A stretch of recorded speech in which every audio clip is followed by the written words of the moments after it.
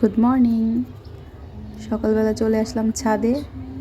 তো এসে দেখি সকাল থেকেই মনে হয় বৃষ্টি হচ্ছে ঝিরিঝিরি। গাছগুলোতে পানি দিতে আসছিলাম, বাট এসে দেখি গাছগুলো এমনিতেই ভিজে গেছে, পানি আর দিতে হয় নাই।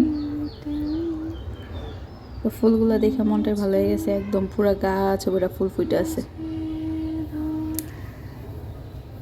এই বর্ষাকাল আসলে এই ফুলগুলো প্রচুর ফোটে, আবার কিছুদিন পরে গাছটাই পুরো মরে যাবে, এরকম হবে। তো ছাদে কিছুক্ষণ ছিলাম, তারপর নিচে চলে আসলাম। নিচে এখন চলে যাব, নিচে যে দেখব যে দোলা আসছে নাকি। দোলা হচ্ছে আমার কাজ করে দেয়, ও আর কি ছোটা বুয়ার মতো আয়সা করে দিয়ে আবার চলে যায়। তো ও আসলে ও আর আমি একসাথে রান্নাটা শুরু করে দিব। রান্নাঘরের অবস্থা মোটামুটি ভালোই ছিল, একেবারে নোংরা হয় নাই পুরোপুরি। তো দোলা আসলে আমরা রান্নাটা শুরু করে দিব। আর এদিকে আজকে আবার ঘুম থেকে দেরি করে উঠছি, অফ ডে ছিল তো, ওদের ক্লাস ছিল না।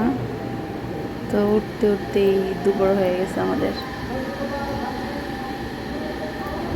সকালবেলা বৃষ্টি ছিল, বাট এখন আকাশটা অনেকটাই একদম পরিষ্কার হয়ে যায়। Hello candy. একদম পরিষ্কার হয়ে গেছে আকাশ। চলেন বাইরে গিয়ে দেখি আকাশের কি অবস্থা।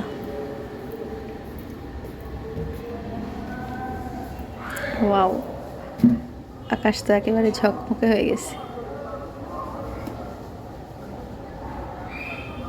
আকাশ একদম পরিষ্কার ঝকঝকে আকাশ।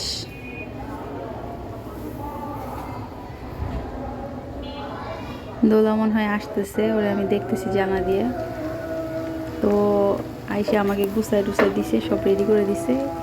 এইটা বৃষ্টি দেখে সকালবেলা চিন্তা করছি যে খিচুড়ি রান্না করব। তো পরে তো রোদ উঠে গেছে, তারপরও খিচুড়ি বসাইছি।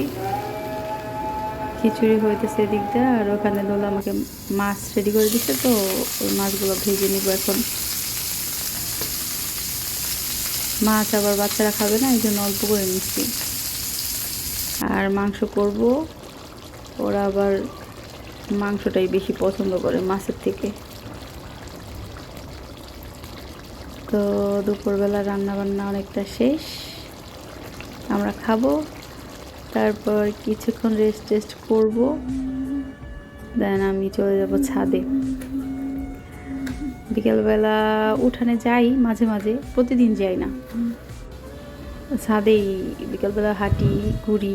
আমার সবচাইতে প্রিয় জায়গা আমার বাসার মধ্যে আমার ছাদ, আর আমার এই বসার ছোট্ট জায়গাটা। আমার যখন মন খারাপ থাকে